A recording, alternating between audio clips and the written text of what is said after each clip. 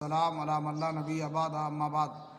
اسلامی بھائیوں، انسان جب کھانا کھاتا ہے تو اسے پتہ نہیں ہوتا ہے کہ جو کھانا اس نے کھایا ہے اس میں برکت ہے، یا کھانے کے جو اجزاء اور حصے انگلیوں میں اور کھانے کے برتن میں رہ گئے ہیں ان میں ہے۔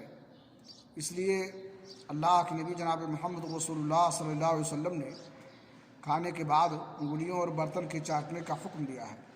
صحیح مسلم شریف کی حدیث ہے، جابر رضی اللہ تعالیٰ عنہ بیان کرتے ہیں، امر رسول اللہ صلی اللہ علیہ وسلم بلاق الاصاب والصحفہ وقال انکم لا تدرون فی ای طعامکم البرکہ، کہ اللہ کے نبی جناب محمد رسول اللہ صلی اللہ علیہ وسلم نے انگلیوں اور برتن کے چاٹنے کا حکم دیا ہے، اور آپ نے فرمایا کہ تمہیں پتہ نہیں ہوتا ہے کہ تمہارے کس کھانے میں برکت ہے۔